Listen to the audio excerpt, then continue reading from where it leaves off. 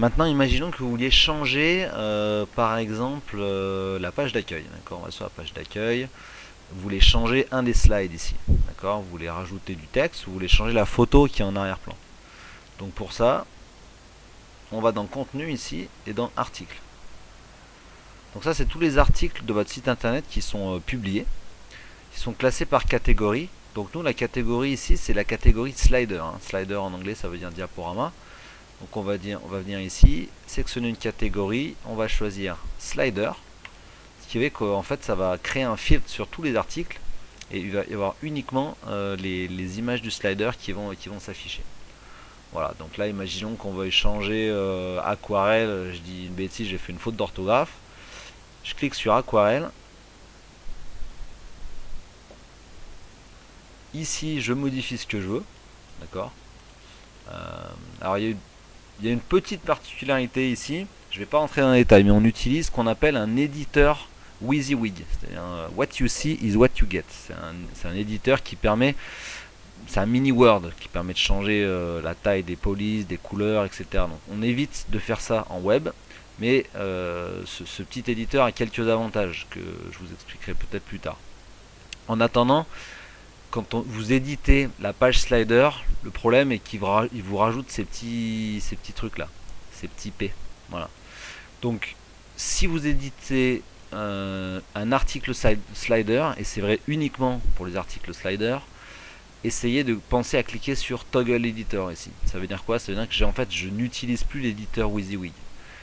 Je retire ce qu'on appelle les P-tags, voilà, les marqueurs HTML, et je fais enregistrer, tout simplement quand j'ai fini.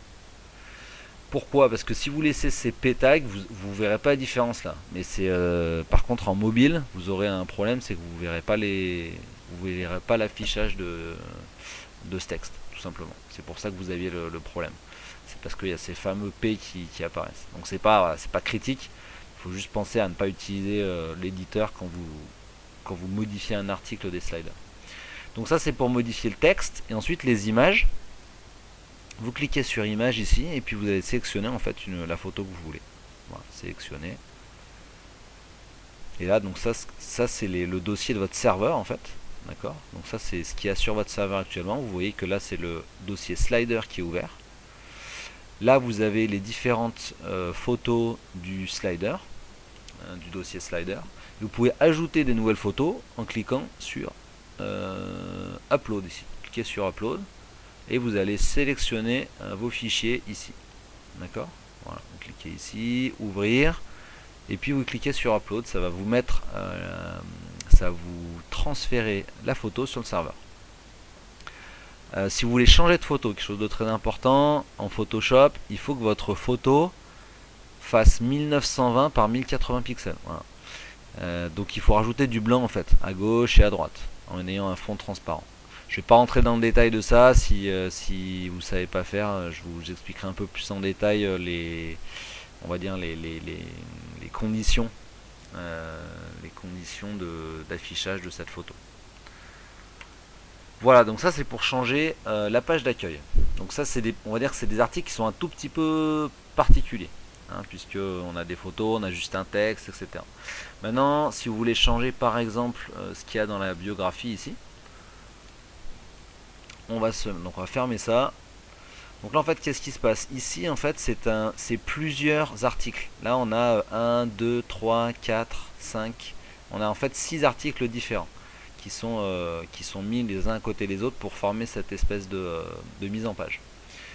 Donc ici on va aller sélectionner la catégorie par exemple qui s'appelle biographie. J'ai sélectionné cette catégorie.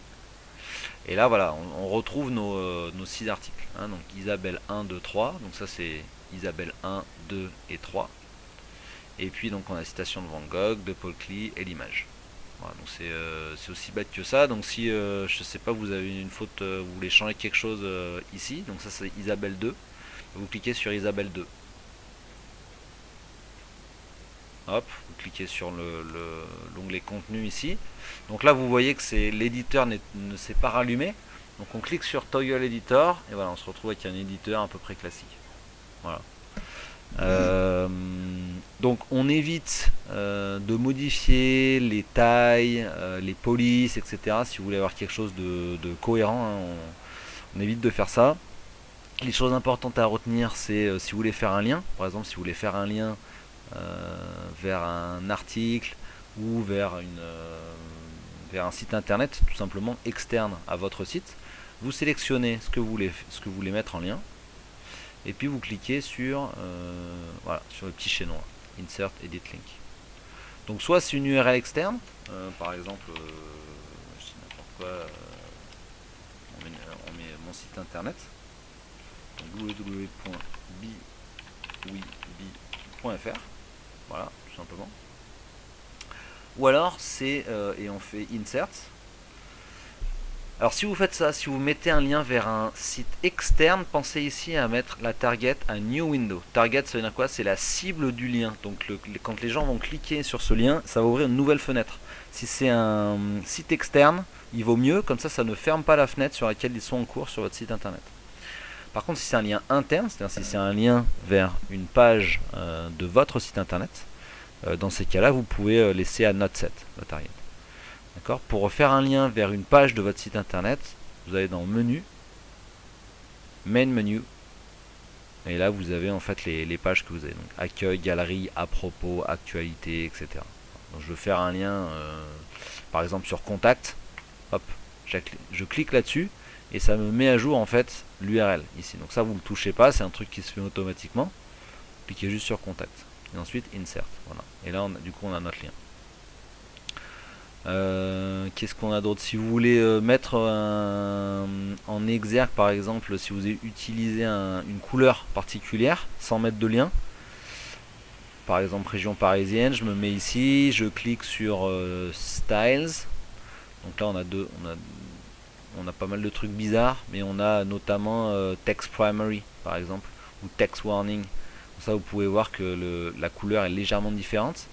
Et ça permet en fait, vous pouvez utiliser ça pour mettre un peu en avant certaines régions. Donc là par exemple je vais mettre Text Primary. Et voilà, ça l'a mis de cette couleur là. Donc une fois que vous êtes ok avec ça, il vous suffit juste de cliquer sur enregistrer. Voilà, tout simplement. Moi je vais pas le faire parce que je veux pas enregistrer ces modifications bien évidemment. Donc voilà pour la biographie. Pour démarche artistique, on est exactement sur la même chose, hein, on va ici dans la catégorie qui va s'appeler démarche artistique. Voilà.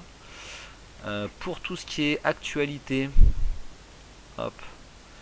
Donc là on est sur, c'est un peu la même chose, hein, on va aller sur actualité ici. Donc là on a deux sous-menus qui sont exposition à venir, exposition passée. D'accord, donc exposition à venir. Voilà, on a du 7 au 11 octobre, exposition passée, on a 2015, 2016, 2017. D'accord, donc après vous allez retrouver ce que vous avez sur la partie front-end, hein, de toute façon. Voilà. Donc prix du jury, 100 tonnes, vous pouvez modifier ce que vous voulez ici. Qu'est-ce que je voulais vous montrer d'autre? Si par exemple, donc disons on va être le 16 octobre, d'accord, vous voulez passer cet article là dans les expositions passées, d'accord, il vous suffit pour ça, on va aller sélectionner donc exposition à venir, je clique là-dessus pour ouvrir l'article et pour modifier en fait la catégorie de mon article, je vais dans le contenu et je change ici la catégorie.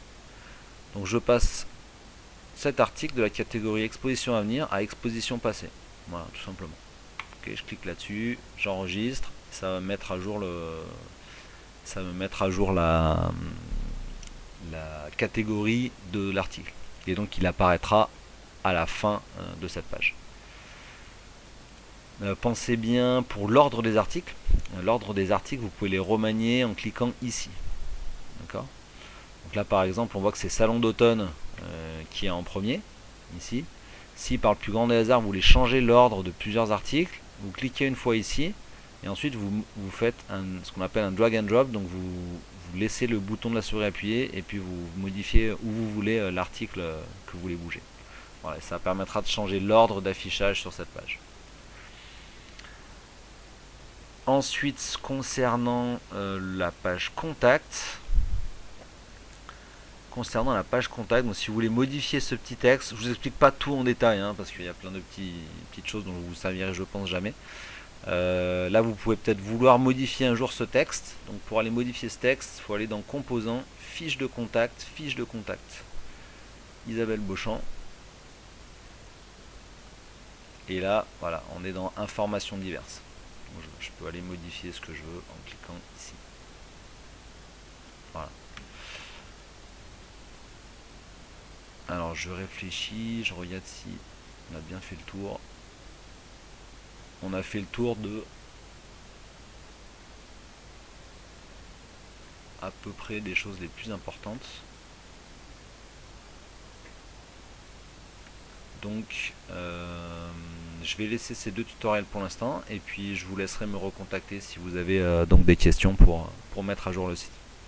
Merci, au revoir.